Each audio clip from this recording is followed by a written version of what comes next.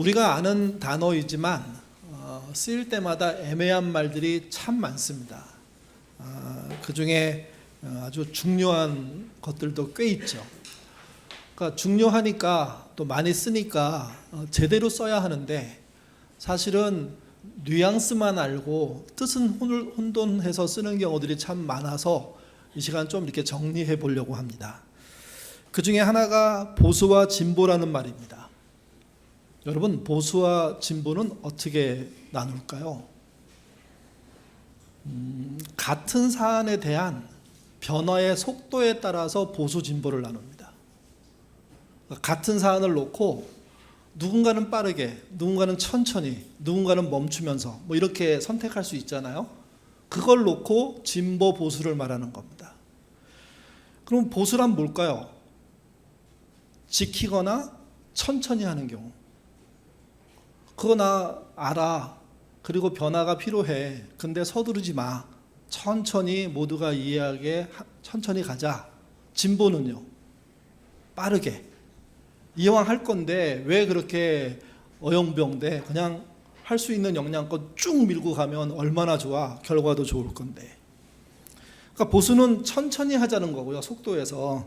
진보는 빠르게 하자는 겁니다. 그러니까 당신 보수주의자야 그러면 나쁜 사람, 좋은 사람이란 뜻이 아니에요. 당신 진보주의자야, 빨갱이란 뜻이 아니에요. 이 사람은 변화에 대해서 적극적으로 수용하는 분이고, 이 사람은 변화에 대해서 천천히 하자고 말하는 사람이구나. 여러분, 보수주의자십니까? 진보주의자십니까? 둘이 싸울 이유가 있을까요? 근데 우리는 싸웁니다. 왼수처럼 싸웁니다. 또 한 가지 중요한 건 항상 보수는 없습니다. 항상 진보도 없다는 얘기입니다. 사안에 따라 이때는 보수의 역할을 하던 분들이 다른 때는 진보 역할 얘기합니다. 그게 무슨 말이냐면 절대 진보, 절대 보수는 존재하지 않는다는 겁니다. 유리하면 빠르게 가려고 하고요, 불리하면 천천히 가려고도 합니다. 그럴 때도 그 안에 보수, 진보로 나눠서 얘기하는 겁니다. 그렇기 때문에 보수, 진보는 원수 매질 관계가 아니라 속도가 다르고 속도가 다름을 인정할 때 해결이 되는 겁니다. 우리 교회를 예로 들어볼까요? 우리 교회 교우들은 사회생활을 보수적으로 할까요? 진보적으로 할까요? 여러분은 사회생활을 보수적으로 하십니까? 진보적으로 하십니까? 말하기 싫으십니까? 아마 대부분 제가 일일이 확인해서 몇 퍼센트 진보, 몇 퍼센트 보수로 나눌 수는 그런 걸 할 이유도 없지만 대부분 보수적일 겁니다. 변화가 있으면 좋지. 근데 천천히 가는 것이 길이라고 생각하고 너무 서두르는 거에 대해서 그러지 않았으면 좋겠어. 이렇게 얘기하는 분들이 대다수일 겁니다. 하나 더 질문을 드리죠. 여러분은 교회에서는 진보주의자입니까? 보수주의자입니까? 사회생활하고 가정생활하고 교회생활을 비교할 때 어느 쪽의 교회생활이 더 가깝냐는 얘기입니다. 그러니까 변화를 많이 요구하십니까? 변화되지 않는 교회를 요구하십니까? 제가 생각할 때 우리 교인들은 가정과 사회와 직장에서는 보수적이고요, 교회에서는 진보적입니다. 왜 반발하지 않으십니까? 보수, 진보가 섞여 있는 겁니다. 때에 따라 다르게 하는 겁니다. 그러니 누군가를 놓고 제 진보주의자야, 제 보수주의야 이렇게 낙인 찍는 건 생각보다 웃기는 일입니다. 그리고 진보를 빨갱이로 얘기하는 건 더 웃긴 겁니다. 이게. 또 하나 단어가 있는데 우파와 좌파입니다. 우파와 좌파는 어떻게 나눌까요? 뭐가 우파고 뭐가 좌파일까요? 여기 써 있나요? 자본주의에 대한 태도를 가지고 나눕니다. 자본주의를 긍정적으로 보면 우파고요, 좀 단점이 보이고 부정적으로 보면 좌파입니다. 그러니까 좌파란 이야기는 자본주의를 부정한다는 뜻이 아니라 자본주의의 단점을 보완하자고 얘기하는 쪽에 있는 사람이고, 우파란 이야기는 자본주의의 장점만 극대화해서 해보자고 얘기하는 사람이라는 거죠. 그러니까 우리 안에 그런 사람들이 섞여 있는 겁니다. 이 말을 할 때 주의사항이 하나 있습니다. 여러분, 사회주의와 공산주의는 같은 말일까요? 이거 같다고 하면 생각보다 심각합니다. 지구상의 공산주의 국가는요, 중국, 라오스, 북한입니다. 사회주의 국가는요, 베트남, 쿠바입니다. 근데 유럽에 있는, 특별히 북유럽에 행복지수가 엄청나게 높은 나라들이 있지 않습니까? 그 사람들은 공산주의는 아닌데 사회주의 나라입니다. 다만 베트남과 쿠바와 좀 다른 사회주의예요. 그래서 그들의 사회주의를 뭐라고 부르냐면 사회민주주의라고 불러요. 그러니까 사회주의 플러스 민주주의, 공화정을 같이 하는 겁니다. 그렇게 해봤더니 지상에서 나름 행복한 나라들이 줄줄이 등장합니다.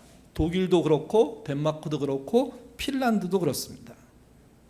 그들은 자본주의 국가 아닙니다. 사회주의 국가입니다.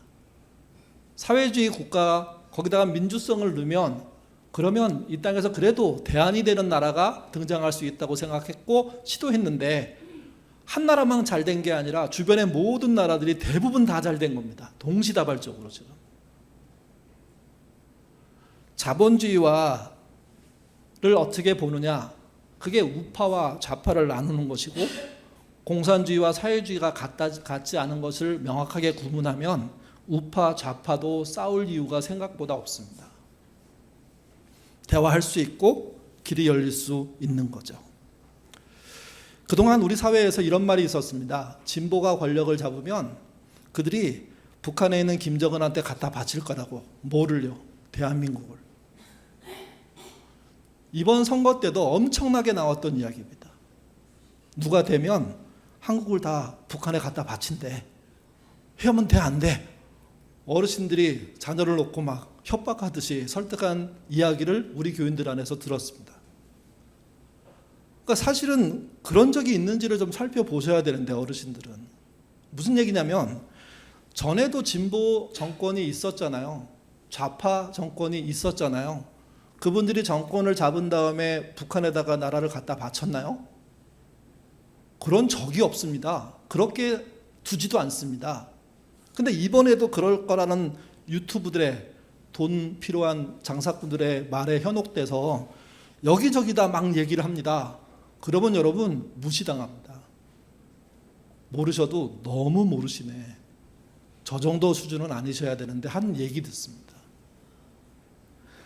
기독교인들의 관점에서 볼 때 지금 새롭게 정권을 얻은 사람들의 그런 개인을 살펴보면 대통령의 부인도 집사고 대통령도 대형교회를 출석했던 신자입니다. 다만 정치인으로서 어느 교회에 적을 두고 다니는 것은 자기는 자기 양심상 어렵다 해서 교회를 등록하지 않고 다닌 거죠.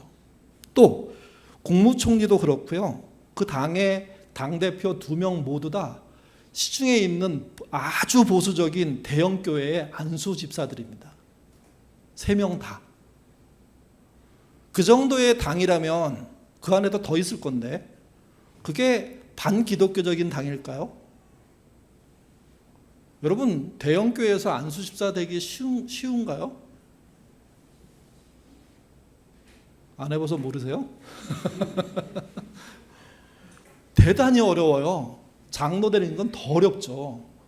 그러니까 그런 교회에서 아주 보수적으로 신앙생활을 하면서 자기의 변화의 속도가 진보이고 자기의 자본주의에 대한 생각이 좀 단점을 많이 보는 스타일로서 좌파이기 때문에 신앙 노선과 함께 그것을 유지하는 형태의 정치, 그게 우리나라의 수준 정도예요.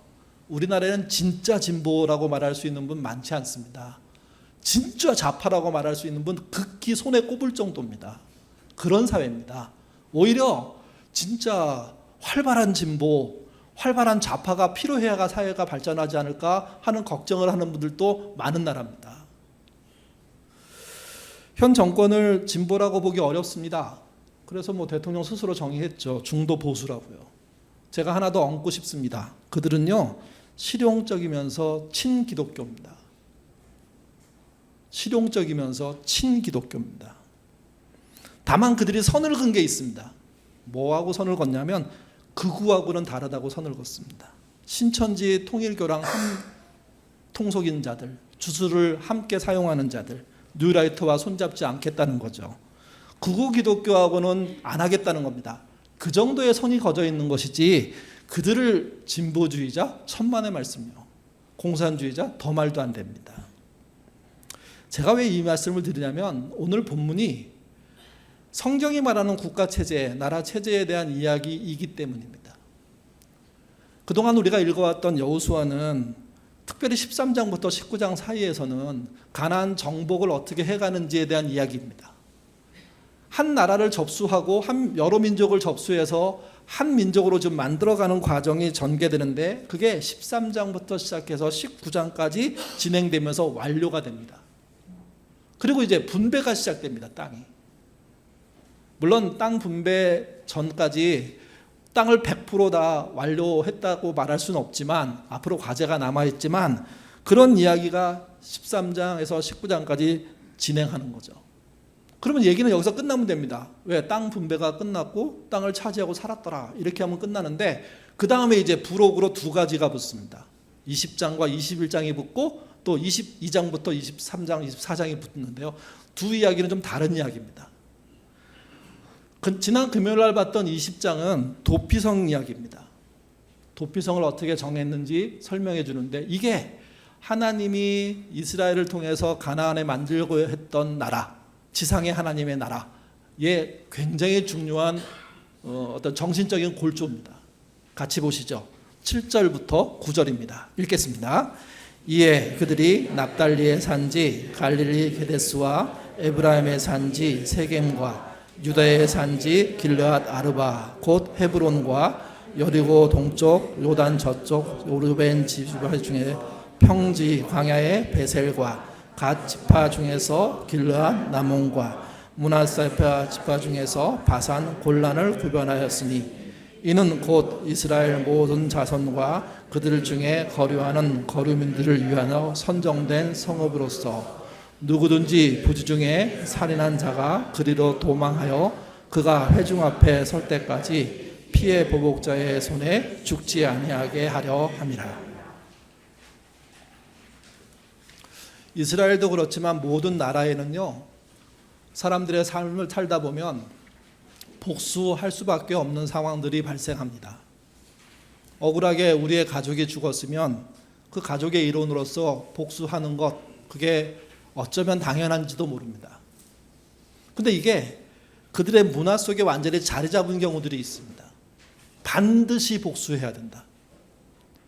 우리 가족이 누군가에서 죽었다. 그게 사고라고 하더라도 사고를 일으킨 자의 피, 그걸 돌려받아야 된다. 그래서 그 본문에 나와 있는 말씀, 특별히 9절의 끝에 보면 피해 보복자라는 말이 나와 있잖아요. 그 사람이 그런 역할을 하는 사람입니다. 실수든 실수가 아니든 자기 가족 중에 누구를 죽였으면 피해 보복을 담당하는 순서가 정해져 있습니다. 그들의 문화 속에. 1번은 뭐 해야 되냐면 즉각 그 원수를 죽여야 됩니다. 근데 여러분, 실수로 죽일 수 있잖아요. 사고로 죽는 경우도 생기잖아요. 죽일 의도가 없고 죽일 필요성을 못 느끼고 나름 다른 일을 하다가 그게 어떤 큰 문제를 일으켜서 누군가 죽는 일이 발생하잖아요. 그러면 살해 의도가 없는 살인이 발생한 겁니다. 살해 의도가 없는 사고가 발생한 겁니다. 피해가 발생하는 겁니다. 좋은 나라란 그럴 때 자구책이 있어야 되는 겁니다. 그럴 때 양쪽을 살릴 수 있는 길들을 열어줘야 되는 겁니다. 도피성은 그걸 말하는 겁니다. 자기가 정말 이거는 너무 내가 잘못한 거지만 그러나 내가 의도한 게 아니야 하는 마음이 드는 사람들은 신속하게 도피성으로 도망을 갑니다. 그 본문에 도피성은 6개라고 얘기합니다. 뒤에 보면 레위인들이 48개의 성읍으로 흩어져 사는데 그 중에 6개 성읍을 정하게 되거든요. 요단강을 중심으로 하면 여러분 지도 보시면 나와 있는데요. 지중해라고 보이는 쪽으로 이렇게 동쪽이고 그다음 반대쪽이 서쪽입니다. 그 지중해가 서쪽이고 반대쪽이 동쪽입니다.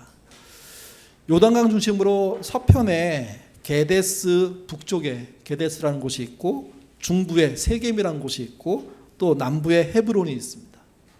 그리고 동쪽에 처음에는 그 지중해 위에서 밑으로 내려왔다면 동쪽으로 가면 밑에서 위로 올라갑니다.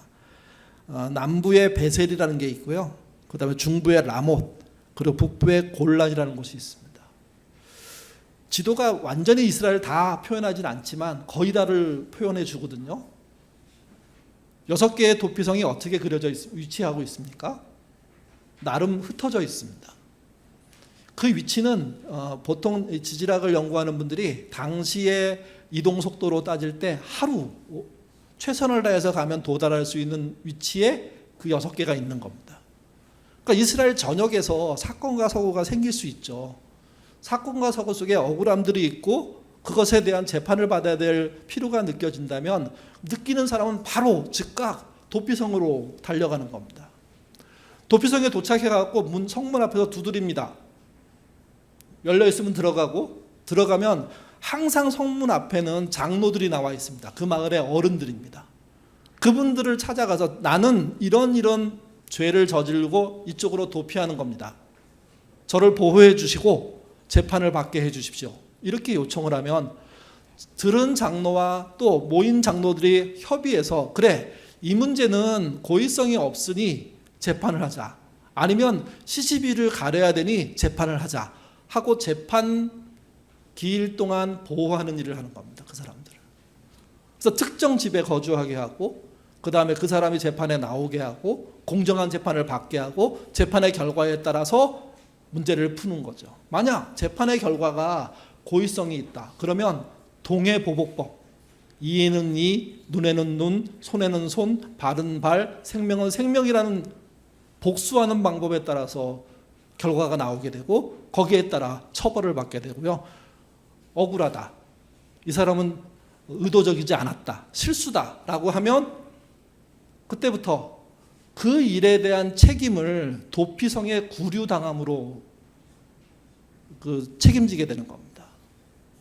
그리고 그 제사장 중에 대제사장이 있는데 그 제사장이 그 복무를 할 때 자기가 그 복무하는 기간들이 있거든요. 근데 그 당의 대제사장들이 죽기까지 그 도피성을 나올 수가 없습니다. 나름 당신은 의도적이진 않았지만 죄인이야. 그러니 뻔뻔하게 살지 말고 구제받은 죄인으로서 겸손하게 살아 하는 걸 사회적으로 얘기하는 겁니다. 또 피해 가족들한테는 저 사람이 밉고 정말 잘못했지만 저 사람이 의도하지 않았어. 의도하지 않았으니 저 사람에게도 살 권리가 있다고 생각해. 당신들 너무 화나고 너무 분노하겠지만 재판의 결과를 받아들이고 그가 조신하게 살 수 있도록 여러분 멀리 떨어져 주고 이 사건을 잊어주고 이 사건에서 풀려갈 수 있도록 길을 열어줘. 이게 그 사회가 했던 제도이고 그 사회의 제도의 핵심이 뭐냐? 도피성이라는 거죠. 여러분, 이 제도를 통해서 하나님이 이스라엘 사회에 뭘 주고 싶어 하셨을까요? 첫 번째, 막복수하는 거 아니라는 겁니다. 사람을 중시해야 된다는 거죠. 사고 친 사람도 인권의 차원에서 봐야 된다는 겁니다. 그리고 공정한 재판이 이루어지도록 해가도록 하는 겁니다. 이 정신은 이런 겁니다. 땅보다 사람이 중요하다는 거죠. 왜 그러냐면 지금 땅 분배 끝에 얘기하는 거니까. 또 하나, 돈보다 물질보다 인권이 있다는 겁니다. 마지막으로 공정한 재판은 누구에게나 보장돼야 된다는 겁니다. 이게 주전 1500년 정도, 1400년 정도 여호수아 시대에 벌어졌던 우리가 읽고 있는 성경의 이야기입니다. 고대의 이야기. 지금도 이런 일들이 지켜지지 않는데 하나님은 그런 사회를 이스라엘에게 하라고 얘기한 거죠. 그게 도피성입니다. 그게 여호수아 20장입니다.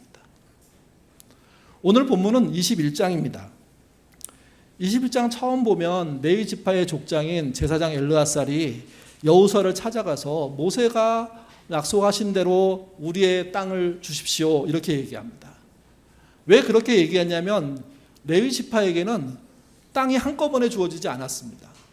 모세는 어떻게 얘기했냐면 너희를 흩어져 살게 하겠다고 말을 했죠. 그리고 그 결과가 21장 4절부터 7절에 나옵니다. 같이 읽겠습니다. 그 가족을 위하여 제비를 뽑았는데 네 사람 중에 제사장 아론의 자손들은 유다 지파와 시므온 지파와 베냐민 지파 중에서 제비를 뽑은 대로 열세 세급을 받았고 그 자손들 중에서 남은 자는 에브라임 지파의 가족과 단 지파와 므낫세 반 지파 중에서 제비를 뽑은 대로 열 성읍을 받았으며 게르손 자손들은 이사갈 지파의 가족들과 아셀 지파와 납달리 지파와 바산에 있는 므낫세 반 지파 중에서 제비 뽑은 대로 열 성읍을 받았더라. 무라리 자손들은 그 가족대로 루벤 지파와 갓 지파와 스불론 지파 중에서 12성읍을 받았더라. 이 이야기는 이런 얘기입니다. 레위 지파는 다른 지파처럼 한데 모여 살지 못했습니다.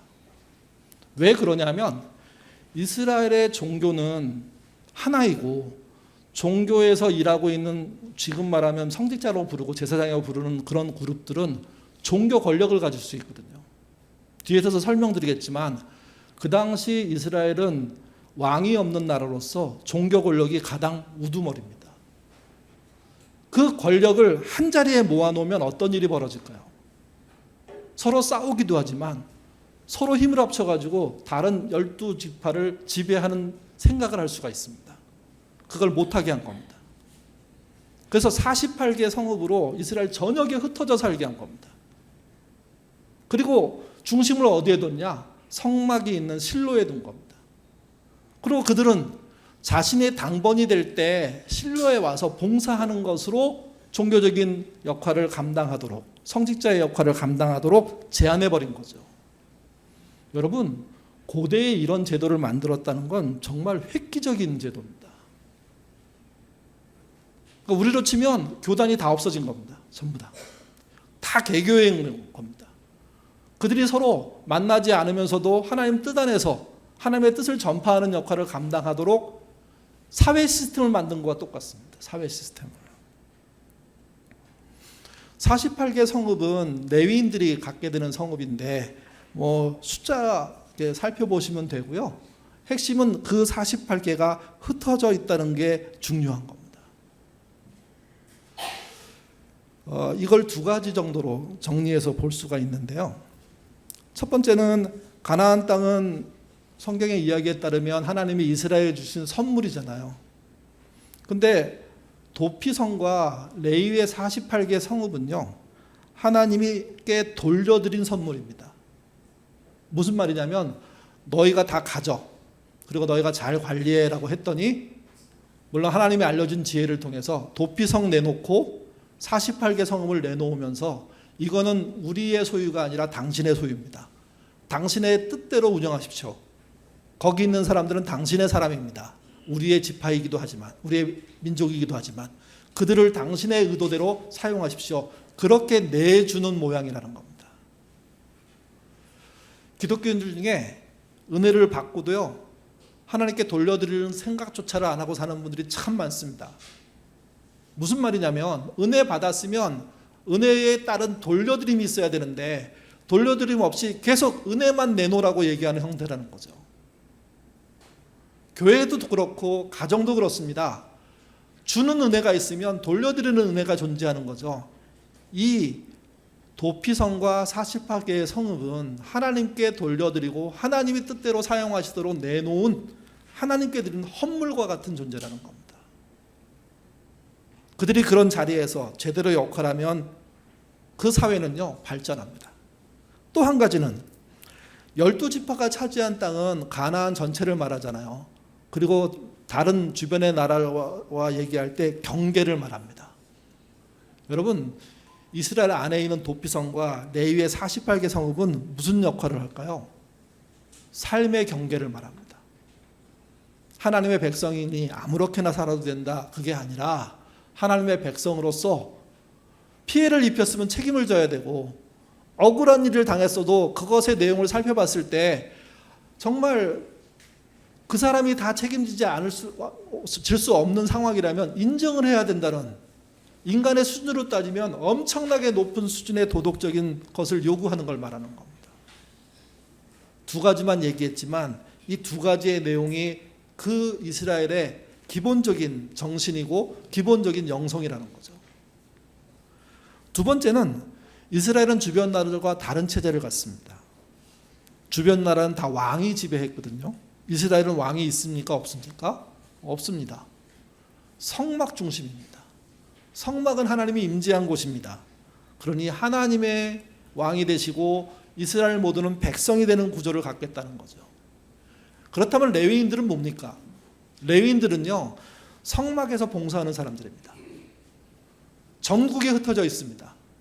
그들이 성막에서 만난 하나님을 이스라엘 곳곳에 전파하는 신앙적인 혈관의 역할을 하는 사람들입니다.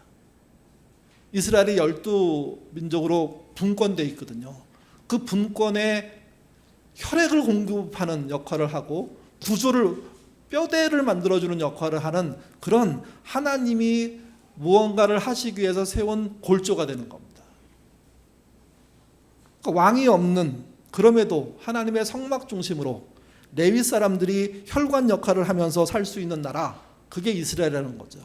또 이들은, 보통 나라의 백성은요, 왕의 노예입니다.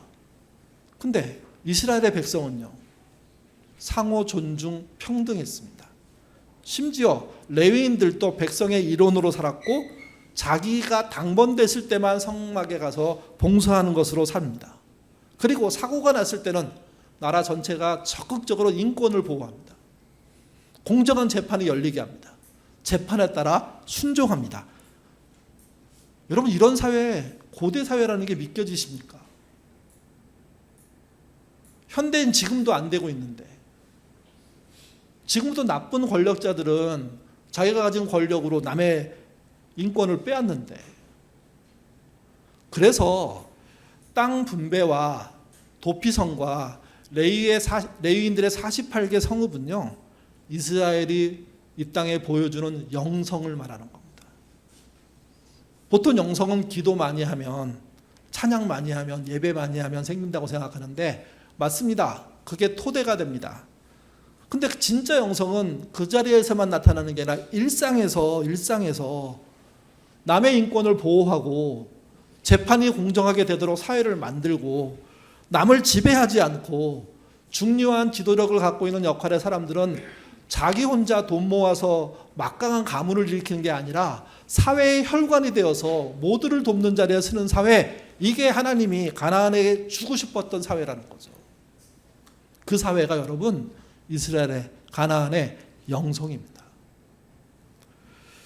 오늘 본문 끝에 부분에 43절 45절은 그 사회가 어떻게 결론을 짓는지에 대한 설명입니다. 물론 그 뒤에 22장, 23장, 24장이 있는데 그것은 여호수아의 개인적인 설교거든요. 그건 뭐 우리가 이번 주 지나서 살펴보기로 하고요. 실제 끝은 21장 43절에서 45절이거든요. 어떻게 끝나는지 함께 읽어보도록 하겠습니다.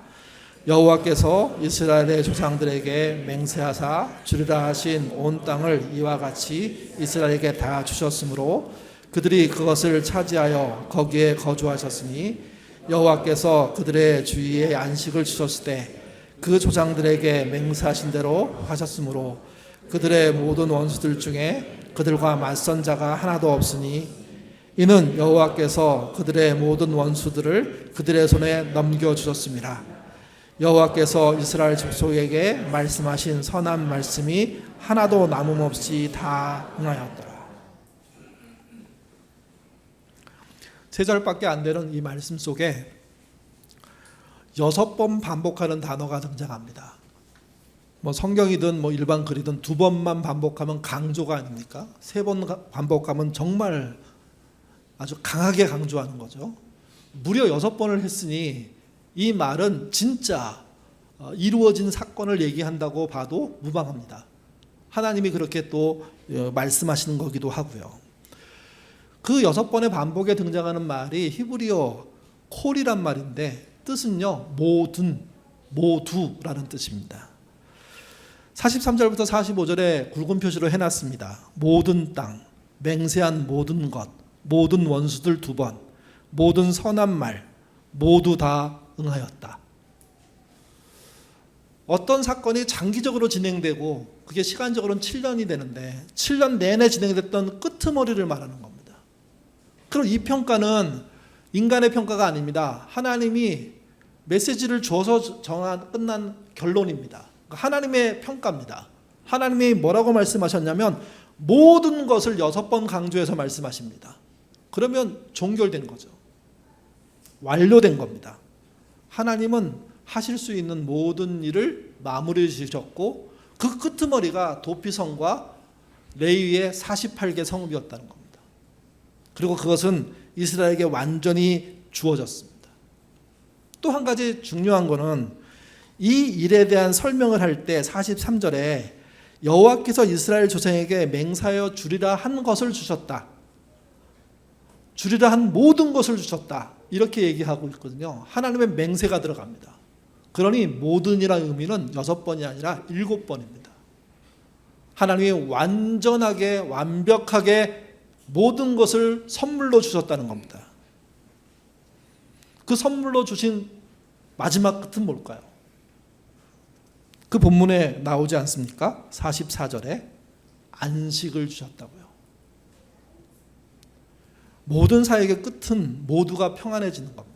모두가 평화를 누리는 겁니다. 모두가 쉼을 얻는 겁니다. 마치 창조 이야기 때 보면 6일간 일하신 하나님께서 7일째 쉬신 것처럼 똑같이 가나안 이야기도 가나안 정복의 결론도 7년 동안 일하시는 하나님의 마지막 날에 완료하고 쉬셨다. 그래서 종결됐다는 이야기를 하는 거죠. 그 종결된 나라가 어떤 나라인지 설명을 드렸습니다.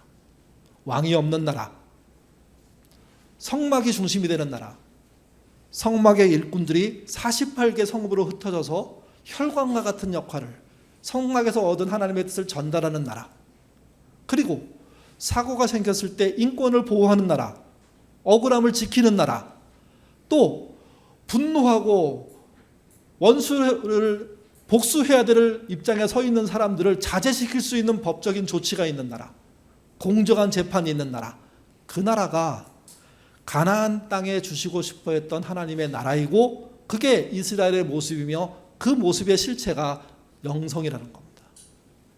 그리고 그 영성의 가장 끄트머리 바닥에는 인권을 보호하고 약자를 보호하는 정신이 존재한다는 거죠. 교회도 신자도 그래야 됩니다. 조선시대 인물 중에 흥선대원군이라는 분이 있습니다. 질문 하나 드리죠. 이분은 보수일까요? 진보일까요? 뭐 안 봐도 딱 답이 나오죠. 조선의 변화는 반대하고 조선의 정체성을 지키려고 했습니다. 그런데 뭐 내용으로 들어가면 자기 권력을 지키려고 한 게 더 많죠. 그렇다면 여러분, 정도전은 보수일까요? 진보일까요? 정도전이 누군지 모르실 수도 있습니다. 괜찮습니다, 그거는. 근데 이분은 진보로 불립니다. 왜 그러냐면 새로운 나라에 대한 계획을 갖고 있었고 그 그림이 뭐 완벽하진 않아도요, 정말 야 그때 그런 사람이 있었단 말이야 우리나라에, 대단한데 할 정도의 인물이, 사상가고 정치가고 우리로 치면 행정가이기도 하고 뭐 이런 분이죠. 이게. 하나 더 질문 드릴까요? 약간 애매한 분인데요. 세종대왕은 보수일까요? 진보일까요? 중도. 일부 때도 저런 분들이 많았습니다. 여기는 근데 진보 보수로 확 나뉘기도 하네요. 중도 보수이지만 일정 부분에서는 진보적인 역할을 했죠. 그 한문을 사용하는 것을 중지는 안 시켰지만 쓰면서 동시에 일반 백성들이 쓸 수 있는 한글을 만드는 작업을 했습니다. 이게 사대주의 입장에서는 굉장히 심각한 도전인데 그런 사회 변화를 이뤄냅니다. 이게. 여러분, 종교개혁이 복잡하게 많이 설명하는데 사실은 라틴어 성경을 독일어로 번역하는 걸 말하는 거예요. 독일 사람 입장에서 라틴어 성경을 못 읽잖아요. 그럼 라틴어 성경이 독일 사람한테 주어지면 쓸모가 있습니까? 없습니까? 쓸모가 없어요. 루터는 이걸 쓸모있게 만들자고 생각한 거예요. 그래서 뭐 했냐? 라틴어 성경을 독일어로 번역한 거예요. 누구나 읽을 수 있게. 이걸 누가 싫어한 거예요? 교황이 싫어한 거예요. 그 당시에 성직자들이 싫어한 거예요. 언어를 새로 만든다는 건 대단히 진보적인 거예요. 그것도 왕만 쓰려는 언어가 아니라 백성이 쓰는 언어를 하려고 했으니 혁명적입니다. 그렇다면 또 질문 드릴게요. 흥성대원군은 우파일까요? 좌파일까요? 정도전은 우파일까요? 좌파일까요? 좌파인가요? 세종대왕은 우파일까요? 좌파일까요? 여기 안 나오지만 이수신은 우파일까요? 좌파일까요? 앞에 말씀드렸잖아요. 우파 좌파는 뭐를 기준으로 본다고요? 자본주의를 긍정으로 보냐 부정으로 보냐. 그러니 흥성대원군, 정도전, 세종대왕, 이수신은 우파 좌파, 좌파 우파로 말할 수 있습니까? 없습니까? 없어요. 심지어 역사학자들이 나와갖고 막 뭐 누구는 우파라고 막 누구는 좌파라고 막 갈라서 얘기하는데 그분은 학력을 의심해야 돼요. 학위를 의심해야 돼요. 그분은 개념이 없는 분이에요. 개념이 없는 분. 그러니까 그들은 자본주의, 사회주의, 공산주의로 나눌 수 있는 영역에 살지도 않았어요. 그러니 거기다 대놓고 막 바꾸고 문제 있다고 얘기하는 거 그거 아닙니다. 여러분, 대한민국에 필요한 사회는 어떤 사회입니까? 보수주의자 입장에서는 자본주의겠죠. 진보주의자 입장에서는 유럽에 있는 사회민주주의일 겁니다. 근데 여러분, 기독교인은 그러면 어떤 나라를 꿈꿔야 할까요? 성경에 있는 나라를 꿈꾸셔야 돼요. 사회주의, 자본주의가 아니라. 근데 너무 기독교인들이 미국식 자본주의에 익숙해서 미국과 같은 나라 만들겠다고, 또 유럽에 있는 사회민주주의를 생각해서 유럽과 같은 나라 만들겠다고 얘기하는데 다 좋습니다.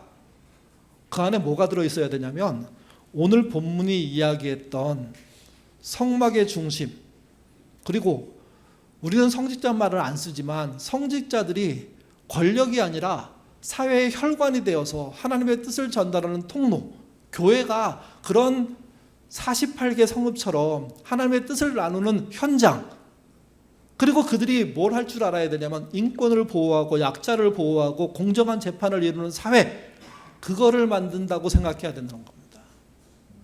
우리에게 필요한 나라는 그분이 허락한 나라입니다. 하나님 나라 아닙니까? 완벽하게 이룰 수 없지만 그 나라를 이 땅에서 실현하고자 하는 게 기독교 신앙이고 교인입니다. 교인들이 지나친 자본주의자가 되고 교인들이 지나친 공산주의자가 되고 사회주의가 된다는 건 그거는 생각해 볼 일입니다. 이 땅에 왕이 없어야 됩니다. 인간 권력은 부패합니다. 그렇기 때문에 인간 권력을 추구하는 쪽에 힘을 실어주고 쫓아다니면 문제 있습니다. 이스라엘은 12지파 분권체계였습니다.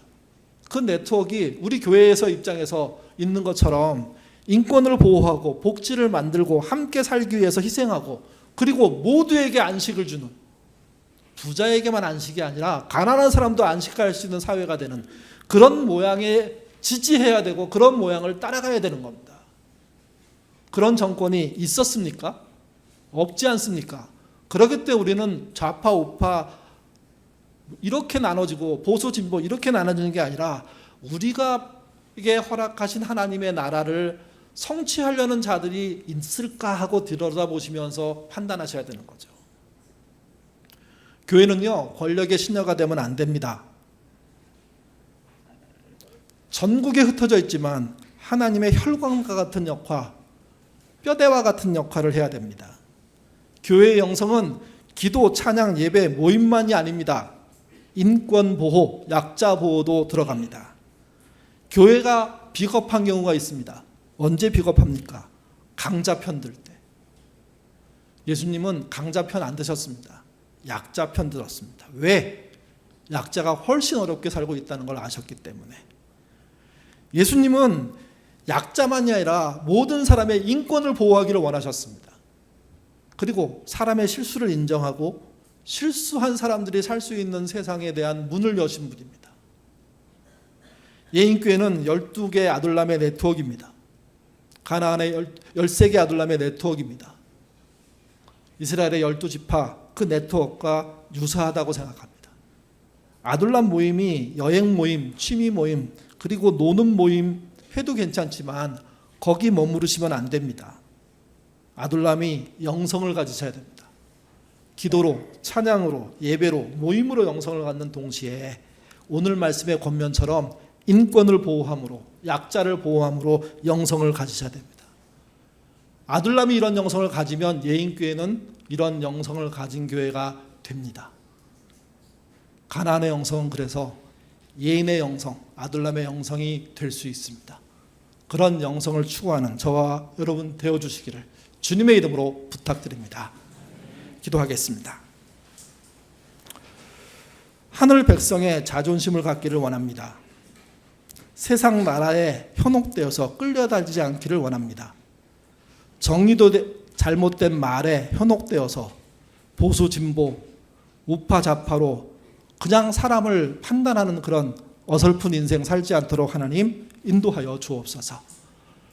우리 안에 있는 진보적인 생각을 하는 사람들, 우리 안에 있는 자본주의의 약점을 보고 개선하자고 하는 사람들을 공산주의로 모는 그런 이상한 이야기들 우리 교회에서만은 없도록 하나님 도와주시옵소서.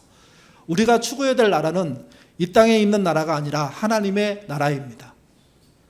그 나라의 진정한 왕이신 하나님께서 임재하는 곳입니다. 이 땅의 교회들은 그 하나님의 임재를 세상에 전하는 혈관과 같은 역할을 하는, 그 신자들은 똑같이 미세 혈관 역할을 하게 되는 그런 존재들로 살아야 됩니다. 그들이 정말 이 시대에서 오늘 본문을 통해서 얻어야 될 삶에 대한 희망, 힌트는 억울한 사람이 피할 수 있는 곳, 그게 교회가 돼야 되고, 인권이 보호되며 동시에 약자가 보호되는 것, 그게 신자의 삶이 되어야 된다는 겁니다. 영성을 기도 많이 하고 찬양 많이 하고 예배에 빠지지 않는 것에서만 찾지 않게 하시고, 인권을 보호하고 약자를 보호하며 더불어 함께 안식하는 세상을 꿈꾸고 쉬지 못하는 사람들에게 쉼을 줄 수 있는 교회로 나아가는, 신자로 나아가는 그런 걸음으로 우리의 영성을, 우리가 추구할 나라를 채울 수 있도록 인도하여 주옵소서. 마지막으로 기도합니다. 세상에 수많은 약자를 도울 수 있지만 교회 내의 약자를 외면하지 않게 도와주옵소서. 우리 안에 여전히 힘겨운 세상을 사는 분들이 계십니다. 마음적으로나 상황적으로나 경제적으로나 또는 관계적으로나 그런 분들이 눈에 띄고 알게 됐을 때 가만히 있지 않는 행동으로 그들을 섬기는, 그래서 그들의 인권과 약함을 보호하는 그런 교회 되도록 인도하여 주시옵소서. 우리 교회가 진정으로 가나안의 영성을 갖는 교회가 된다면 괜찮은 교회라는 이야기를 서로 할 수 있게 될 겁니다. 예인교회가 괜찮은 영성을 가진 교회 되도록, 우리를 바꿔나가도록 우리에게 힘과 지혜를 허락하여 주시옵소서. 감사하며 예수님 이름으로 기도드립니다. 아멘.